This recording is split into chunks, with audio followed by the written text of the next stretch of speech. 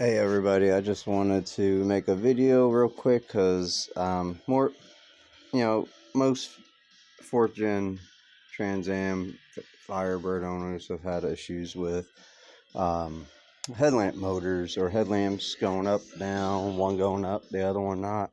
And sometimes all it really takes, stupid headlamp. Let's see, I'll put this camera on, light on.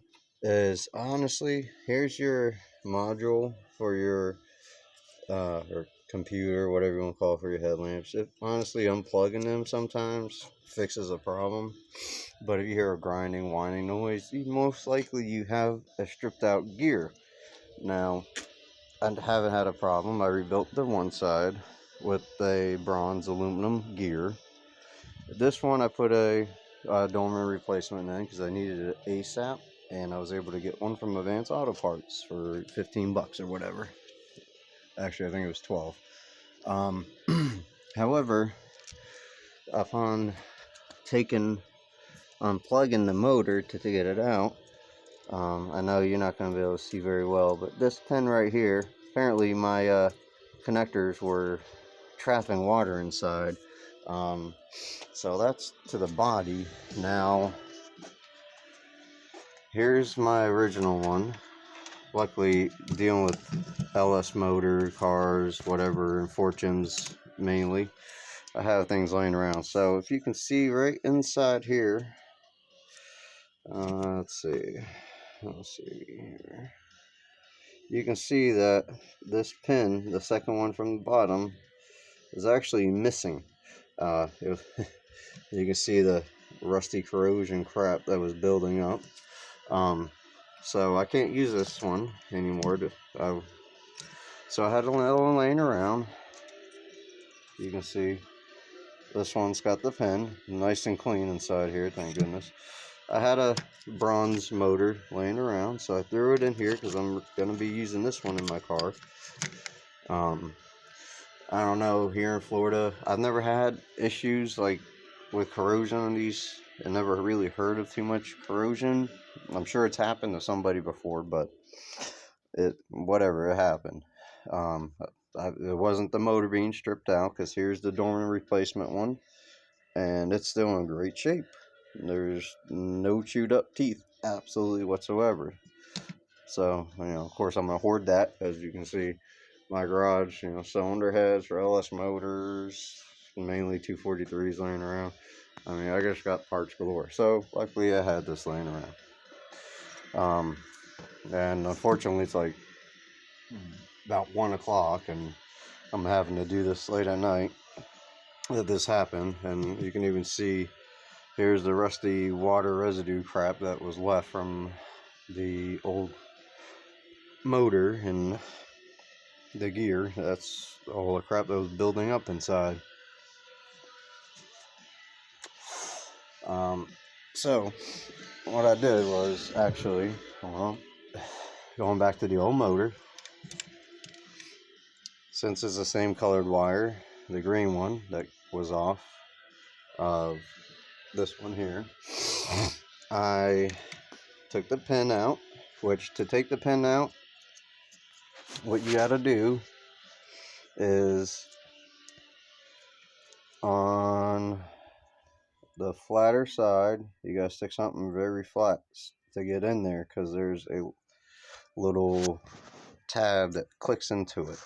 This one actually has a little locking slide pin thing. But typically, if you were dealing with something like this one here, you would have to take this little plastic cover off, which you take, pop it off that way, and then on the back side, this is a really bad one to actually easily try to show you, but anyway, here's the body one. So alright, so here on the flatter side, not the rounded side, but the flat side of the pin, you gotta stick something flat in there to get the pin up and out, because it locks in place. And same thing, you have to take this little plastic retainer off. Pretty much just keeps the wires spaced out, and there's those little rubber isolators on the back side of the pin to keep water out. Of course, this isolator here on the pigtail is supposed to keep water out, but did not do its job, of course. So it screwed me.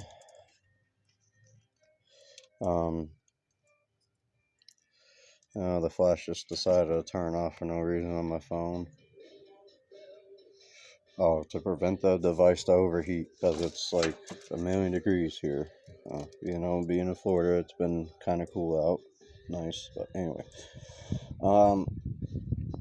So I cut off that wire, put the pin in, and you can see, like I said, 1 o'clock, I'm not into soldering right now, so I just got some connector, and I'm gonna, of course, always, if you're not gonna sit there, well, regardless, even if you do solder, actually, sorry, it's late, I'm tired, even if you do solder, you always want to use a heat shrink sleeve. That way when you're done, you can seal it up nice and tight. I also use a smaller one to stick up in there, just to wedge it up against the isolator inside the connector itself. So you got a smaller heat sleeve and then a little bigger one to go over the connector. And so now, typically when you rebuild these motors, just real quick, all you gotta typically do is just get a flat head, pop it off. I already had this one rebuilt with another plastic gear, but this is going in my daily driver, so I'm going to use this one I had taken off of another car that surprisingly had the brass motor in here. So you normally just pop them off, and then what I typically do is just use regular old gel type Gorilla Glue, okay, and I just make a little bead, not a big bead or whatnot, and I stick it on here. And then what I'll do is I'll take my soldering iron. I do have a nice weld one, or weller, I'm sorry.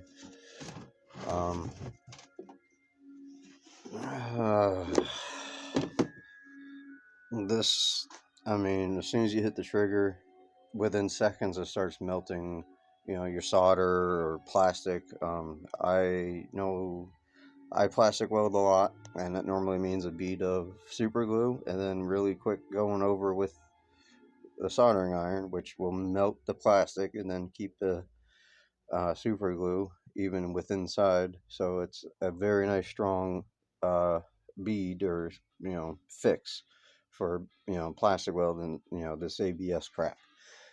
So I'm gonna go ahead and do that after I finish this video up, and which is pretty much now. So here's a point of, it may not just be the motor or just unplugging from the control module for the headlamp motors. I saw this as soon as, before I even took the motors out, I unplugged the connector from the body harness connector and saw the corroded ass crap. So as soon as I saw that, and I saw the pin still on the body side, which I had to take just my typical, all I did was take my pick and shoved it into the connector on the body harness, and then I just wiggled it out, and that broken spade from this guy just fell down into the dead space of the bumper somewhere. So fuck that, I don't care. It can stay there until it falls out going down the road. I really don't care at this point. But on the connector itself, the old one, which let's see, where did I do with that old one? Where did I do? Did it fall down in there? No, I know I cut it off somewhere. I might have gotten mad and thrown it somewhere. But it, no.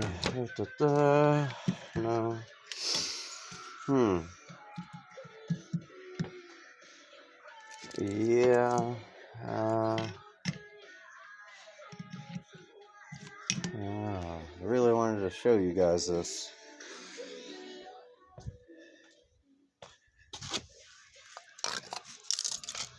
Oh.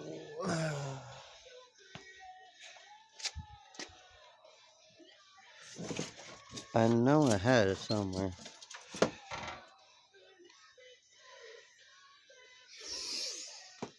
I know I threw it somewhere down there.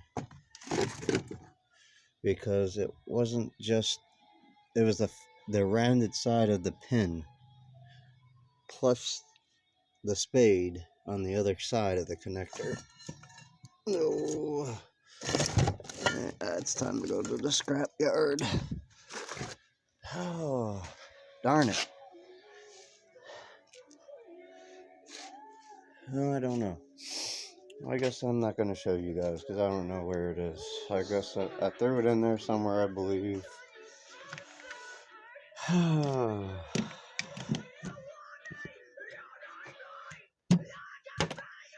Yeah, it's gone. So anyway,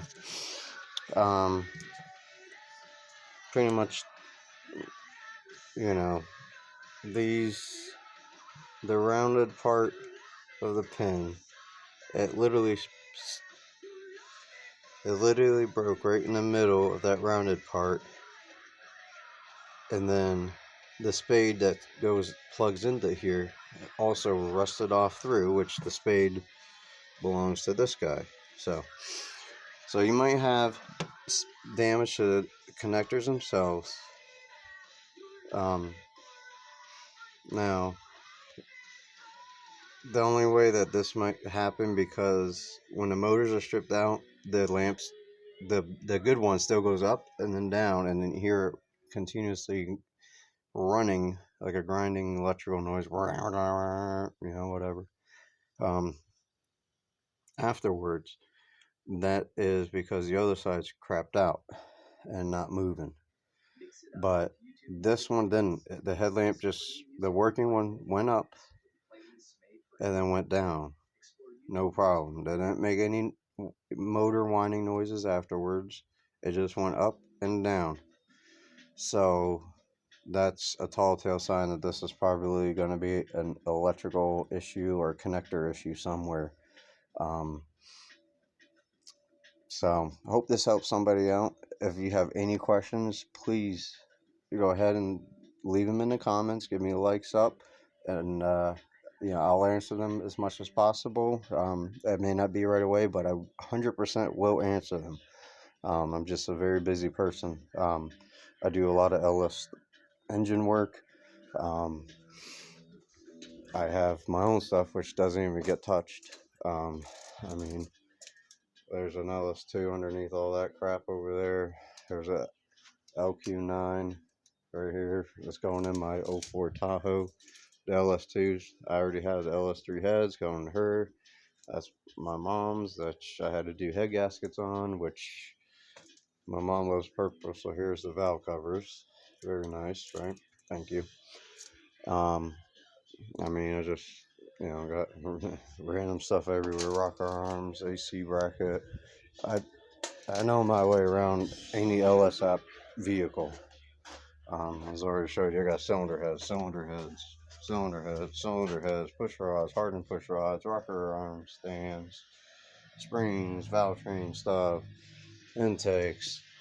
Here's the LS3 intake I'm using for that. Here's the Trailblazer SS style intake I'm using for the Tahoe. The good coils, the LS3 coils or 2 coils, I forget. New head gaskets. I mean, I got a cupboard full of throttle bodies and truck mass airflow sensor sitting back there, 85 millimeter types. I mean, trust me. So I promise you, I'm telling you 100% truth, and I'll give you perfect answer. I do the swaps and all that stuff, so trust me. If you have a question, I more likely have an answer for it. 99.9.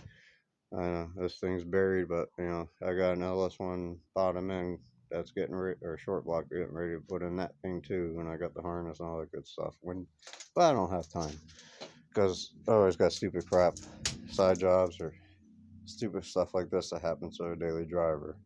So please, please, if don't hesitate to leave any questions, and I will follow up with them. Um, so Charlie Cadaver out.